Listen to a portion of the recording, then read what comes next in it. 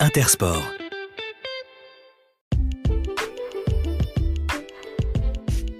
Bonjour à tous et bienvenue dans le podcast Engagé Sport par Intersport.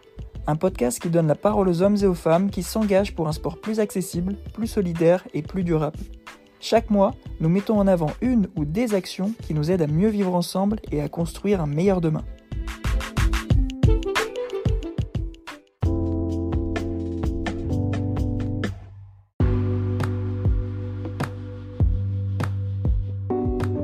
Bonjour à toutes et à tous et bienvenue sur ce nouvel épisode du podcast Engagé Sport. Je suis Mathieu Goergen, Content Manager chez Intersport France et pour ce premier épisode, j'ai le plaisir d'accueillir une invitée de marque en la personne de Brigitte Henriques, ancienne joueuse de football professionnel et actuelle vice-présidente de la Fédération Française de Football.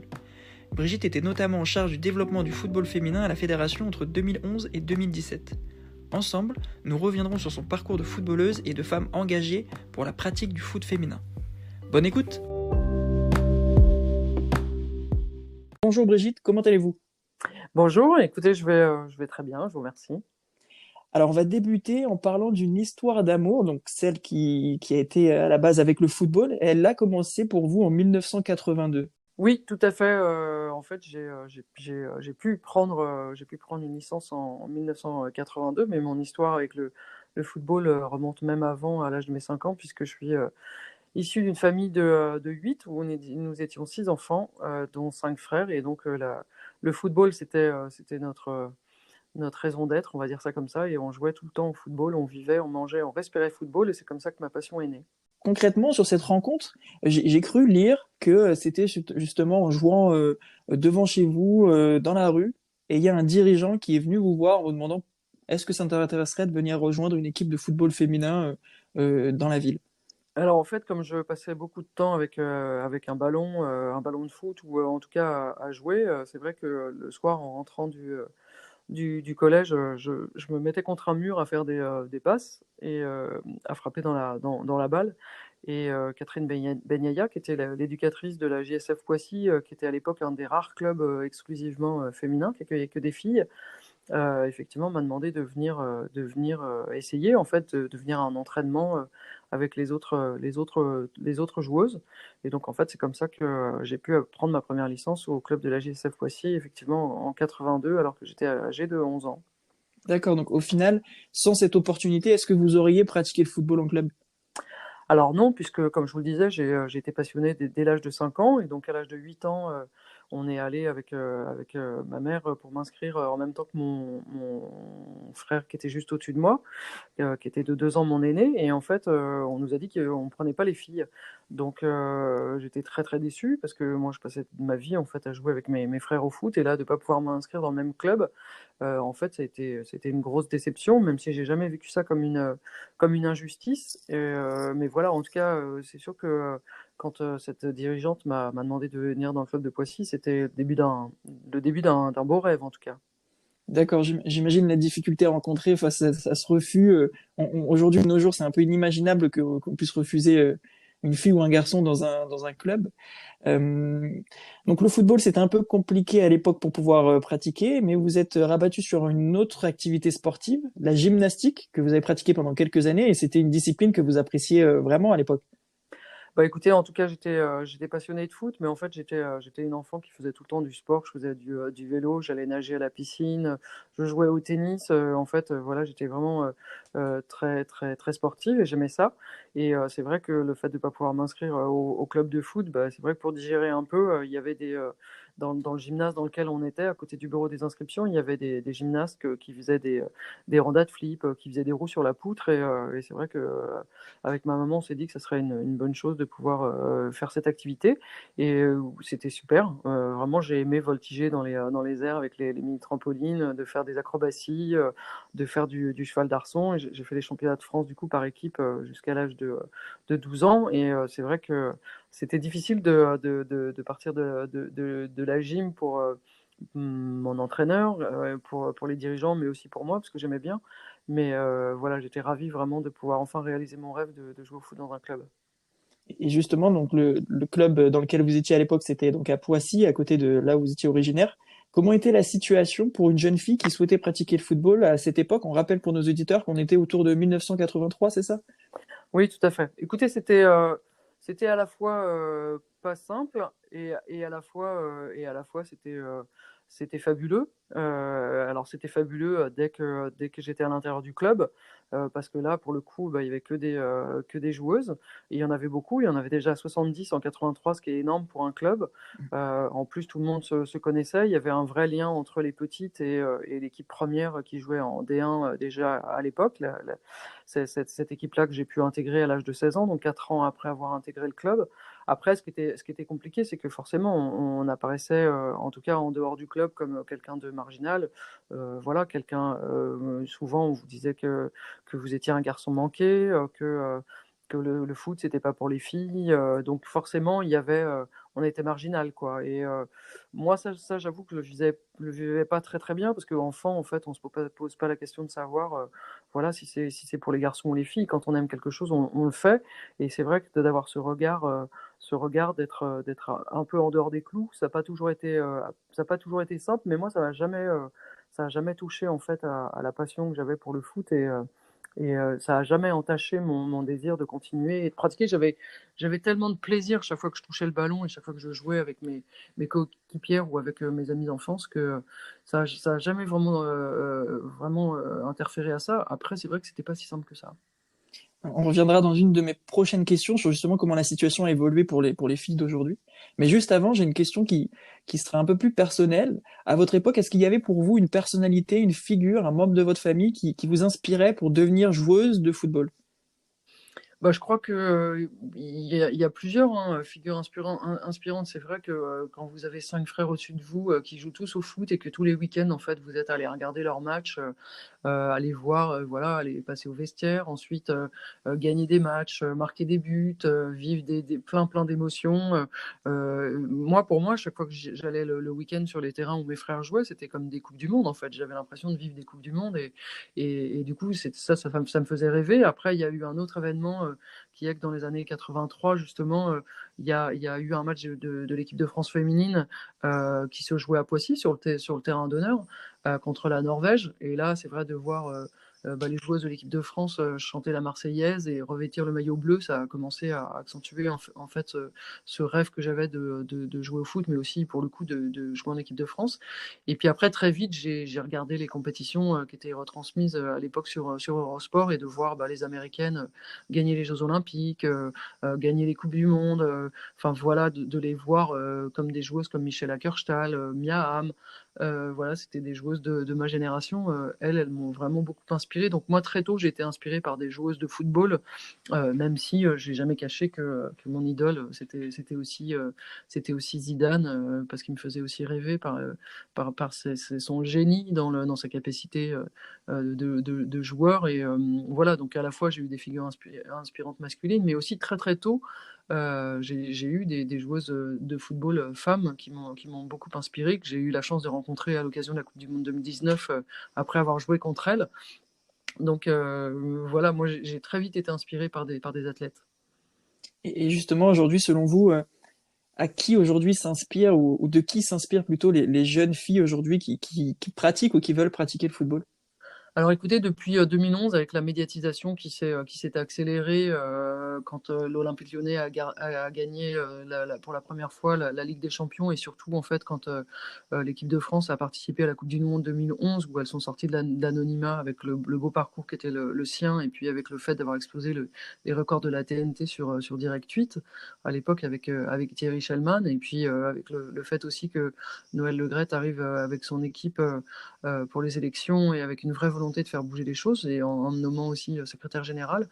Je crois que ça a changé la donne parce qu'on a pu voir en fait des joueuses qui jouaient super bien, qui étaient hyper accessibles, qui étaient vraiment sympas à la télé.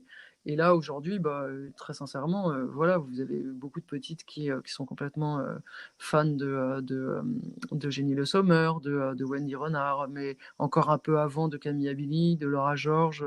Enfin voilà, je crois qu'aujourd'hui, on peut en citer beaucoup qui sont inspirantes. Et ça, c'est un peu une révolution quand même. Parce que dans les écoles, aujourd'hui, que ce soit les garçons ou les petites filles, aussi, avec bien évidemment tout ce que la fédération a mis en place dans les écoles, avec toutes les actions qu'on a pu mettre en place, aujourd'hui, il y en a beaucoup qui connaissent le nom des joueuses et qui ont envie de jouer.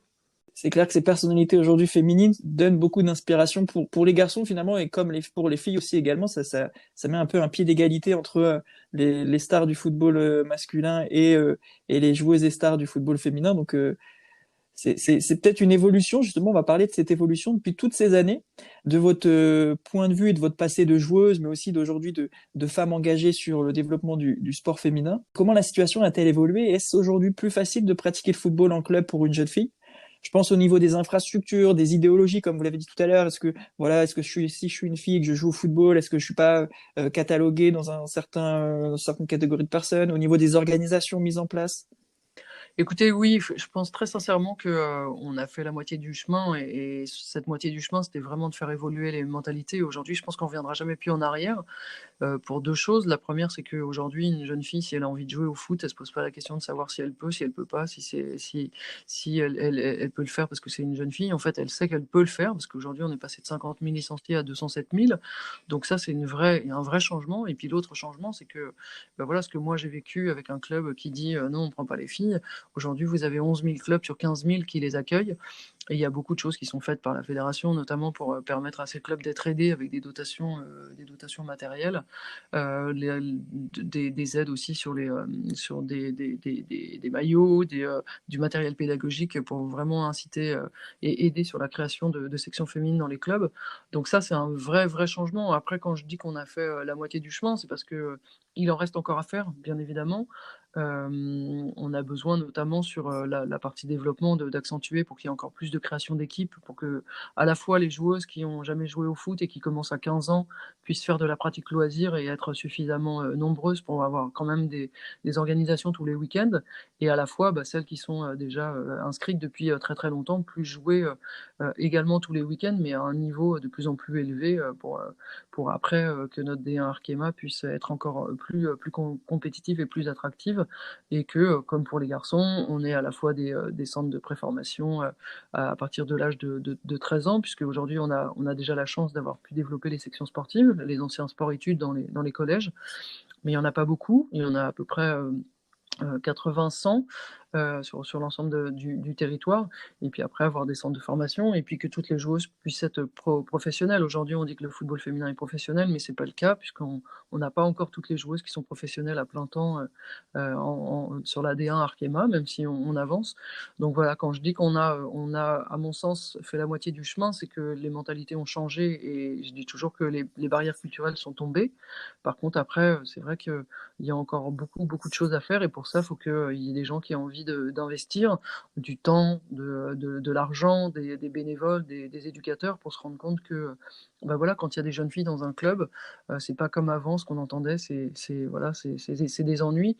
Là, au contraire, c'est devenu vraiment une plus-value, dans le sens où un club qui est mixte, qui accueille des filles et des garçons, c'est dans l'air du temps. La population mondiale, elle est de 50% de femmes. Je crois qu'aujourd'hui, un club qui n'accueille que des garçons et qui n'accueille pas de jeunes filles, voilà, c'est plus dans l'air du temps, et je crois on est en bon chemin, mais il reste encore à faire. Toutes ces évolutions positives, vous l'avez dit, elles sont portées par des personnes motivées et engagées. Donc vous l'êtes aussi, vous l'avez été avec différents profils, d'abord en tant que joueuse, puis ensuite en formant des jeunes joueuses à Clairefontaine, puis ensuite au Paris Saint-Germain, et maintenant vous êtes dans les plus hautes instances de la Fédération française de foot. Est-ce que ce parcours aujourd'hui traduit votre volonté de promouvoir le football et le sport au féminin? Et est-ce que, quand vous étiez plus jeune, c'était un parcours qui était écrit? Alors, pour répondre à la dernière question, non, c'était absolument pas écrit, parce que moi, en fait, j'étais pas joueuse professionnelle. J'ai dû avoir une carrière de joueuse en pouvant concilier mon métier de professeur de PS. J'étais également agrégée, et j'avais pas le choix. En fait, je devais avoir un métier en parallèle. Donc en fait, j'ai jamais imaginé une seule seconde que je serais aujourd'hui vice-présidente de la fédération. C'est pas quelque chose que j'ambitionnais. C'est Noël Le Graët qui est venu me chercher, en tout cas en 2011, parce que je correspondais au profil qu'il recherchait, comme vous l'avez dit, d'avoir joué, d'avoir entraîné, d'avoir été dirigeante, manager de club, mais également élue pendant 5 ans dans un district, d'abord au niveau de la commission technique, puis au niveau du comité de direction. Après, est-ce que mon parcours, reflète, mon envie de faire bouger les choses? En fait, j'ai compris il y a peu de temps que finalement tout ce que j'avais fait, toutes les expériences que j'avais vécues, elles me servaient aujourd'hui à être là où je suis et surtout, cette histoire dont vous avez parlé tout au début, qui a effectivement été un indicateur marquant de ma vie, le fait de me voir refuser, l'accès à un club. Je crois que oui, aujourd'hui, une fois encore, j'ai jamais été révoltée, j'ai jamais vécu ça comme une discrimination.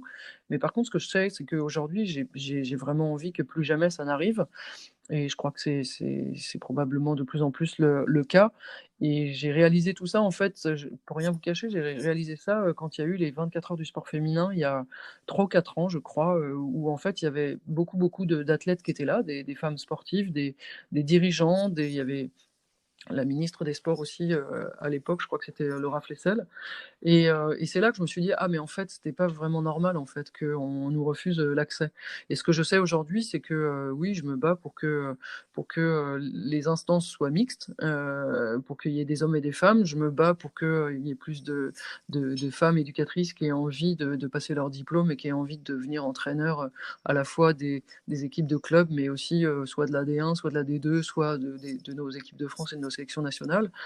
Et également pour les femmes dirigeantes où là j'ai réalisé tout au long de mon parcours que, finalement il y avait 2 choses. Il y avait tout un travail effectivement à faire pour, ouvrir une certaine ouverture d'esprit parce que ça fait que depuis 70 en fait qu'on est, reconnus au sein de la fédération et qu'on faisait pas partie du paysage et que c'est vrai que c'est presque, automatique de se dire, voilà, on pense aux garçons et on n'a pas forcément dans le paysage à l'esprit qu'il y a aussi des femmes qui jouent au foot et ça, c'est tout un cheminement qui a énormément progressé au niveau de la fédération. Mais il y a une deuxième chose qui est que, voilà, nous aussi, quand on doit accéder aux responsabilités, on n'est pas toujours, prête, en se disant: «Oui, mais je sais pas faire ça, je fais moins bien ça que lui, et cetera et ça, sur ça, le fait d'oser, de briser le plafond de verre, ça demande un accompagnement, ça demande d'avoir des figures inspirantes aussi qui vous disent que oui, c'est possible, que vous avez les moyens de le faire et voilà, en tout cas, j'ai une chance extraordinaire d'être à la fédération et de pouvoir,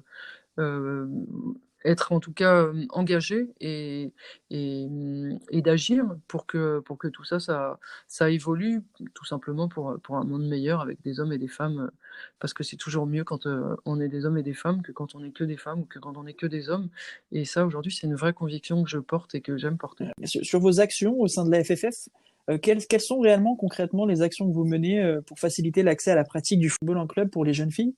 Et aussi, quelles sont les pistes d'évolution future au sein de la fédération pour pouvoir justement donner leur juste place aux femmes dans le football?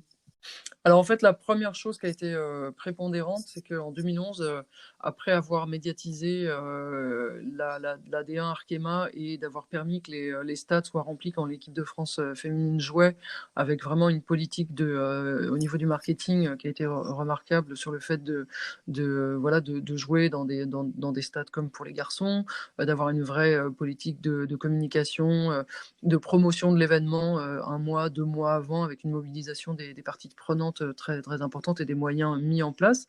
Ça a été vraiment les premières actions qui ont porté leurs fruits puisque jouer devant 20 000 spectateurs, ça contribuait, à chaque fois à d'abord avoir une qualité de rendu au niveau des matchs retransmis, très importante, ce qui incitait du coup les jeunes joueuses à avoir envie de jouer. Ça, c'était une des premières actions essentielles. La deuxième, ça a été dans les écoles avec, le football des princesses qui est ensuite devenu le foot à l'école où là, c'était, vraiment via la promotion de clips vidéo, qui montraient les joueuses de l'équipe de France, sur des thèmes comme la solidarité, le les émotions, comment se comporter en tant que supporter, le partage.